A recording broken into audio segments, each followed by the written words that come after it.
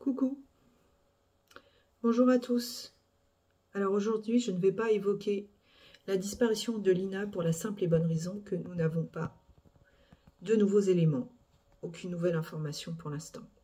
Non, je voudrais évoquer une affaire qui m'a particulièrement interpellée quand j'en ai pris connaissance. Alors j'en avais déjà entendu parler il y a quelques mois, mais j'avoue que c'est vraiment quelque chose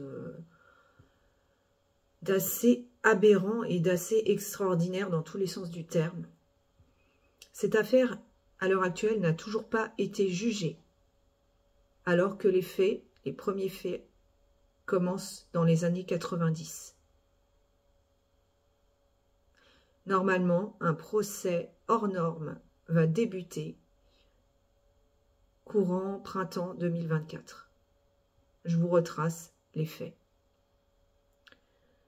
Par une journée de décembre de 1991, une jeune femme prénommée Sophie, qui a 23 ans, travaille en tant qu'agent immobilier. Elle a rendez-vous avec un homme pour lui présenter un appartement dans Paris. Ils conviennent de se retrouver sur place. Jusque-là, rien d'anormal. L'homme arrive à l'heure. Il a une apparence tout à fait normale. Il doit avoir une petite quarantaine d'années. Pendant qu'ils discutent tranquillement sur les critères de l'appartement et ses critères de recherche, l'homme brusquement va s'attaquer à la jeune femme. Il va d'un seul coup sortir un chiffon imbibé d'éther et va forcer la jeune femme à respirer cette odeur. Complètement désarçonnée, elle va tenter de lutter, de repousser son agresseur, mais c'est en vain, il est trop fort pour elle. Et petit à petit, la jeune femme sombre dans l'inconscience. Cette jeune femme va être retrouvée morte quelques heures après. Elle aura été abusée, puis étranglée, et sera retrouvée sur les lieux de l'appartement. Un ADN va être prélevé, une enquête de voisinage va avoir lieu, une enquête va donc être ouverte, bien sûr, mais malheureusement, l'ADN ne va pas matcher avec les ADN qui sont déjà enregistrés dans le fichier des délinquants sexuels, même si je ne sais pas si dans les années 90, il y avait un tel fichier qui était créé ou pas.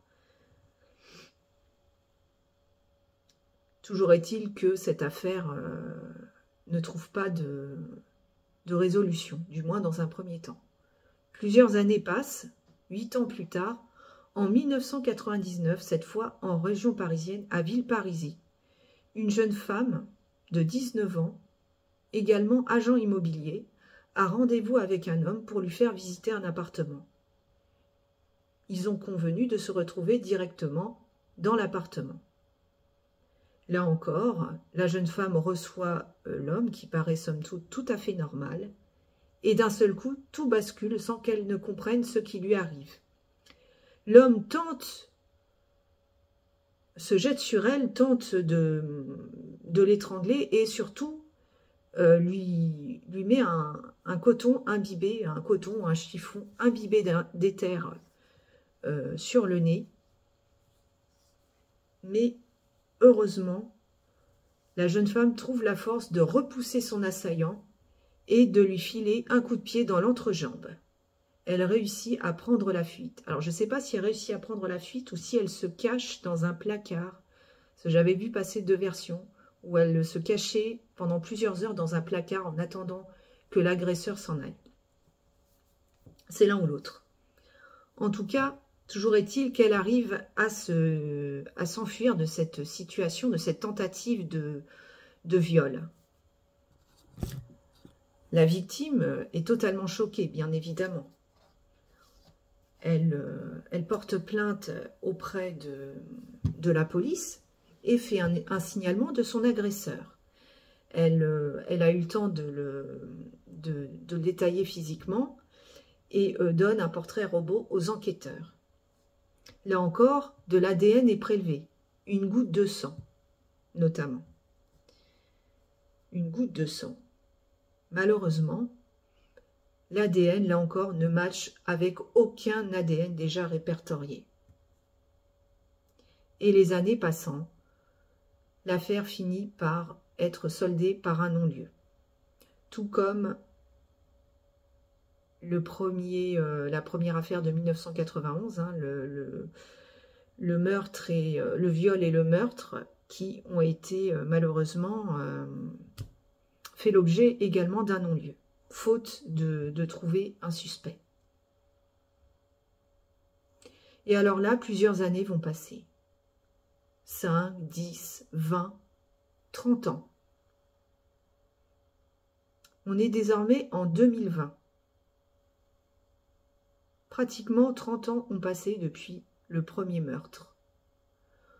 On est cette fois-ci non plus en région parisienne, mais dans le Vaucluse, dans la petite ville de Mazan. Et là, on va parler d'un couple de retraités qui se sont installés là depuis une dizaine d'années environ. Ils coulent des jours paisibles et heureux. Le mari et la femme sont mariés depuis une cinquantaine d'années. Ils se sont mariés très jeunes, à une vingtaine d'années, et ont passé toute leur vie ensemble. Le mari a une vie professionnelle bien remplie. À eux deux, ils ont eu 3 beaux enfants, 2 filles et un garçon. Tout semble se passer pour le mieux dans le meilleur des mondes. Le mari est présent, il a été un bon père de famille, il a rendu des services. Bref, personne n'a rien à lui reprocher. Jusqu'à ce jour de septembre 2020, où ce monsieur, de son prénom Dominique, est interpellé dans l'Intermarché de la ville où il habite pour voyeurisme. Il est en effet en train de filmer à leur insu des clients du magasin pour tenter de photographier leurs sous-vêtements ou de filmer leurs vêtements. Évidemment, comme dans tous les magasins, il y a des caméras de vidéosurveillance et son petit manège est rapidement démasqué. Là, il est donc interpellé et amené auprès de la gendarmerie.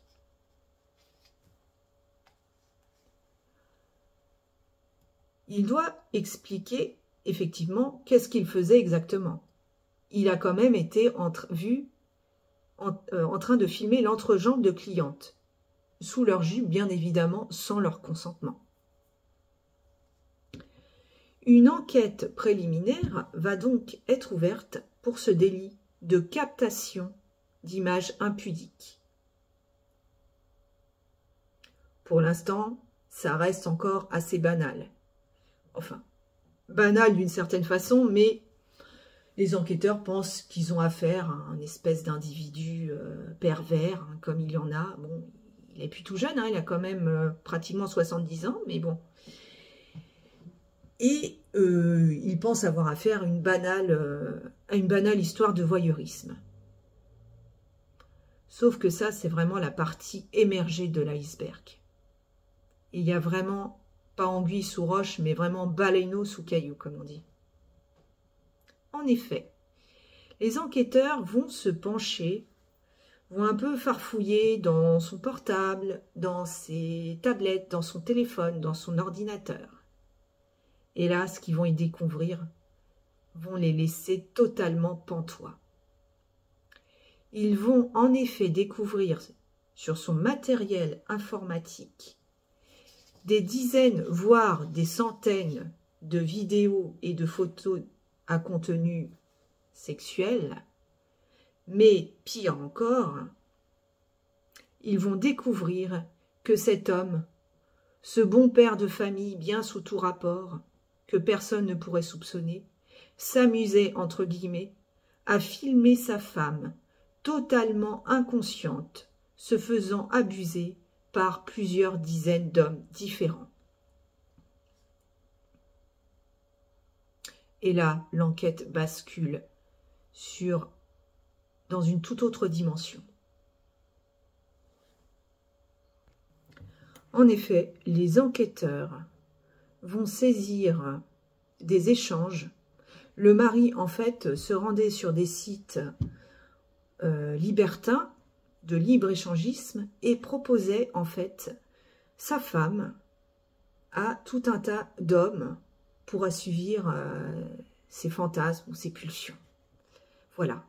Et il fréquentait notamment le site très controversé Coco.fr, qui met en relation plusieurs personnes d'âges différents. Notamment, ça avait fait polémique parce qu'il mettait en relation des mineurs entre 13 et 18 ans avec des majeurs. Les mecs étaient tous là pour proposer des relations sexuelles. Donc, c'est vraiment du n'importe quoi, ce site, apparemment. Et notamment, une section du site, un forum, qui était intitulé « À son insu », où des maris complètement pervers proposaient de livrer carrément leurs femmes à des hommes. Voilà ce que les enquêteurs ont découvert. Et il incitait par Internet, en fait, il recrutait des hommes, entre guillemets, il recrutait pour qu'ils viennent à son domicile pour tout simplement violer sa femme. Alors, sa femme, en plus, n'était absolument au courant de rien, puisqu'il l'a droguée pendant 10 ans. Il l'a droguée avec des anxiolytiques, des psychotropes, des antidépresseurs, des benzodiazépines, très puissants, et il devait lui mettre une dose de cheval, de sorte qu'elle ne se souvenait de rien, car elle était complètement inconsciente de ce qui se passait. Les enquêteurs vont déterminer que les faits se sont déroulés entre 2011 et 2020 et vont répertorier jusqu'à 92 viols sur la victime qui ont eu lieu au domicile du couple, dans la chambre conjugale. À chaque fois, la femme était tellement assommée par les médicaments qu'elle ne se rendait même pas compte qu'elle se faisait abuser. Voilà ce qui s'est passé.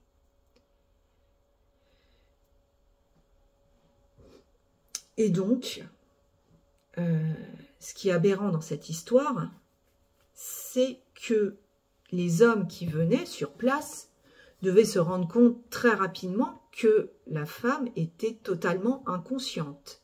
Et pourtant, certains vont dire que pour eux, c'était un jeu sexuel où la femme jouait le rôle passif, alors qu'il ne faisait aucun doute, en la voyant concrètement, qu'elle était complètement shootée aux médicaments et qu'elle ne se rendait compte de rien. Et ça a duré pendant 10 ans. Les enquêteurs vont donc répertorier 83 personnes différentes, 83 hommes, de tout âge et de toute situation professionnelle. Des hommes qui ont de 26 à 73 ans. Toutes les catégories professionnelles sont représentées, même celles qui sont censées être altruistes. Il y a des pompiers, il y a des infirmiers, il y a des chauffeurs poids lourds, il y a des cadres, il y a tout un tas de professions représentées, notamment un chef de chantier qui s'exprimera en disant que pour lui, du moment que son mari était présent, ce n'était pas un viol. Alors visiblement, il ne sait pas ce que c'est un viol, mais à partir du moment où la personne ne donne pas son consentement, et là en l'espèce, elle ne pouvait pas le donner puisqu'elle était totalement inconsciente, évidemment qu'il y a un abus. Bref, sur les 83 personnes qui apparaissent sur ces vidéos, seulement 50 ont pu être identifiées. Et courant 2024, ces 51 personnes vont être jugées pour un procès différent. Chacune aura son procès. Ces individus sont mis en cause pour viol aggravé, évidemment. C'était un viol aggravé avec circonstances aggravantes du fait que la victime était droguée. C'est pour ça que la femme n'avait pas conscience de ce qui lui arrivait. Ça paraît incroyable. Enfin, moi, quand j'ai lu ça, j'ai trouvé ça complètement dingue. Il faut savoir que le type en question, hein, le type de 70 ans qui a fait subir ça à sa femme, donc va être mis en examen, bien évidemment, pour viol aggravé. Et c'est là, lorsqu'on va récupérer son ADN au départ en septembre 2020, on va récupérer son ADN en septembre 2020 pour des faits au départ de voyeurisme, qu'on va se rendre compte que son ADN match avec la goutte de sang qui avait été prélevée en 1999 sur la tentative de viol d'une jeune agente immobilier.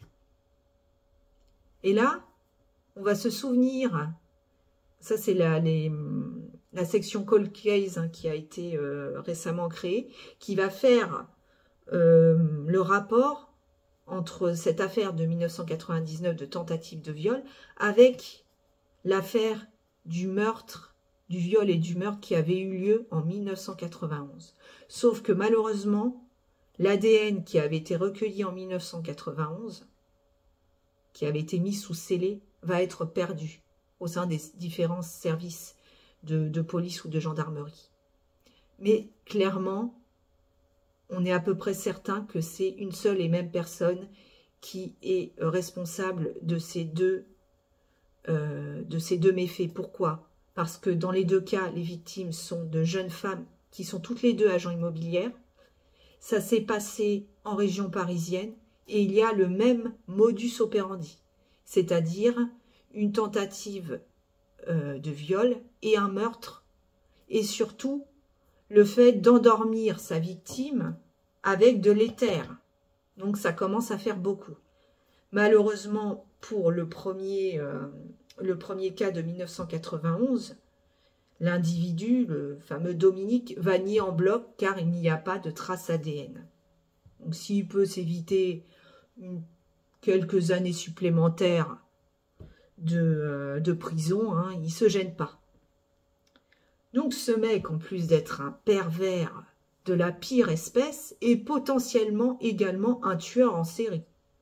Peut-être qu'il y a d'autres affaires de viol et de meurtre non résolues qui, en fait, dont il pourrait être l'auteur, qui ont donné lieu à, qui ont fait l'objet d'un non-lieu et qui pourraient être l'auteur.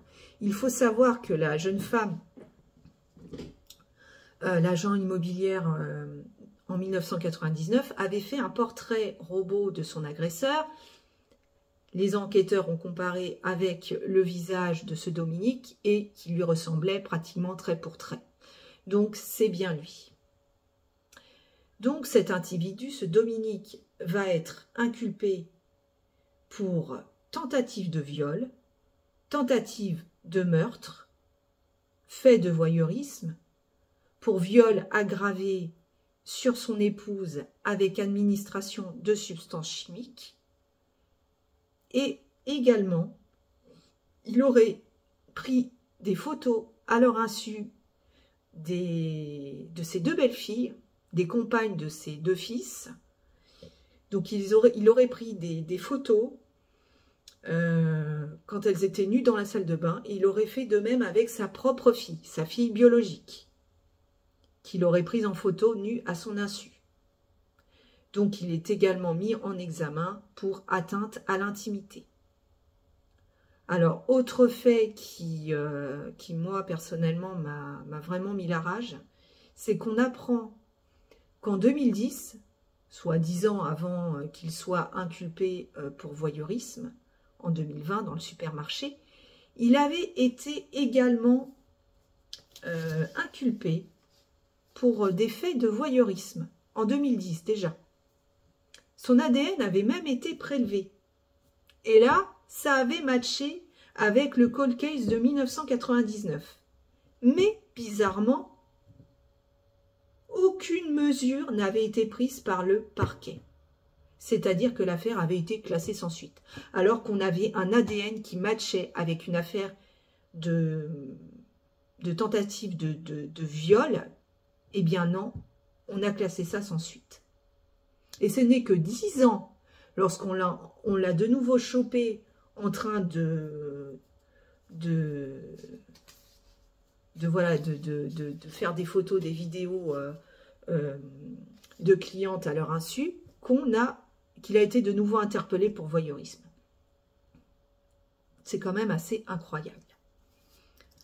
Alors, concernant l'épouse de ce sinistre personnage, qu'on peut aisément qualifier de monstre, il faut savoir qu'ils sont séparés depuis. Je ne sais pas s'ils étaient mariés, mais en tout cas, ils sont séparés ou divorcés, bien évidemment. Cette femme a été droguée pendant 10 ans et a subi les pires sévices qu'on puisse infliger à quelqu'un. Tout ça en étant complètement droguée. C'est pour ça qu'elle déclare ne pas se souvenir des faits à cause de la soumission chimique. Et ne va découvrir ce dont elle a été victime qu'au moment de l'enquête. Les policiers vont également découvrir que la fille aînée du couple apparaît inconsciente et en sous-vêtements sur certaines images. C'est quand même incroyable cette histoire. Il faut savoir que sa femme, pendant de nombreuses années, se serait plaint de douleurs gynécologiques, d'absence et de fatigue. Tu m'étonnes. La découverte a posteriori des abus commis sur elle alors qu'elle était inconsciente, droguée par son mari, avec du Temesta, représente un traumatisme psychique grave, selon un psychiatre l'ayant examiné. Elle demande bien le divorce et déménage, bien évidemment. Il faut savoir que pendant plusieurs années, ce monstre a administré, notamment le soir avant de se coucher, des comprimés qu'il écrasait, qu'il mélangeait à la nourriture du dîner, des anxiolytiques très puissants, et à mon avis, il ne donnait pas la dose préconisée. Parce que voilà, lorsque vous prenez un anxiolytique ou un psychotrope, je ne sais pas trop ce que c'est la différence, mais vous prenez la dose normale, vous allez vous sentir peut-être flottant dans un état cotonneux, vous allez somnoler, vous allez être fatigué. Au pire, vous allez vous endormir. Mais si vous prenez la dose normale et que vous dormez, si on essaye de vous toucher, et plus encore abuser de vous, normalement, ça va vous réveiller. Vous allez reprendre conscience. Là, pour qu'elle soit dans un état tel qu'elle reste inconsciente malgré tous les abus physiques qu'elle a pu subir, ça démontre réellement qu'il devait lui administrer une dose de cheval. Et moi, j'ai quand même une question à poser. C'est comment cet individu a-t-il pu être en possession d'autant de médicaments, autant d'anxiolytiques, autant de psychotropes, autant de médicaments qui sont prescrits uniquement sur ordonnance par un médecin traitant ou un médecin psychiatre? Quelle est la responsabilité éventuelle du ou des médecins qui ont administré ce type de traitement avec autant de médicaments, autant de doses prescrites pendant de si nombreuses années? Alors, comment il faisait son compte? Est-ce qu'il avait recours à plusieurs médecins différents? Est-ce qu'il se faisait passer pour dépressif, de sorte qu'on lui administrait un traitement de cheval? Mais vraiment, c'est une question que je me pose. Parce qu'il n'aurait pas eu à sa disposition autant de médocs à filer à son épouse, jamais il aurait pu la droguer à ce point-là. C'est pas possible. À la rigueur, il lui aurait administré du GHB. Là, on est d'accord, ça rend la personne totalement inconsciente. Et dans ce cas-là, effectivement, on comprendrait mieux pourquoi elle a été abusée sans qu'elle se rende compte de rien. Mais là, visiblement, ce n'était pas le cas. C'était des anxiolytiques. Il fallait bien qu'il y ait accès. Il fallait bien qu'on les lui prescrive. Normalement, c'est prescrit uniquement à des personnes qui souffrent de pathologies déterminées. Mais ça ne semblait pas être son cas. Donc là, c'est vraiment une question que je me pose. Ça veut dire que tout le monde, en gros, peut se gaver de médoc en France sans qu'il y ait le moindre contrôle ni le moindre garde-fou. Ça fait peur. Bref. Voilà, c'était une petite parenthèse, mais bon. Toujours est-il donc que donc ce monstre filmait sa femme, chaque abus que subissait sa femme, il le filmait. Apparemment, à l'insu des types qui venaient chez lui pour violer sa femme et qui prétendaient que non, ils ne savaient pas, ils pensaient que c'était un jeu. Bah oui, bien sûr, la femme est totalement inconsciente, elle peut même pas parler et encore moins donner son consentement, mais bon, tu considères que elle fait semblant. Ben oui, bien sûr. Donc, il faut savoir que la majorité de ces types qui sont mis en examen avaient été déjà inculpés, hein, évidemment, pour agression sexuelle. Hein.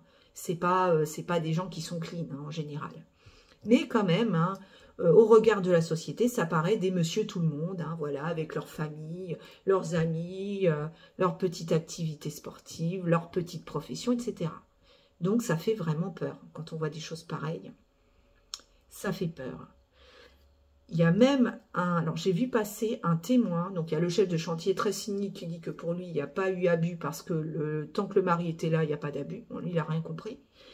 Ou il fait semblant de ne pas comprendre plutôt, et il y a un type carrément qui a dit, effectivement, il a avoué que la femme était inconsciente et qu'il avait l'impression de coucher avec un cadavre.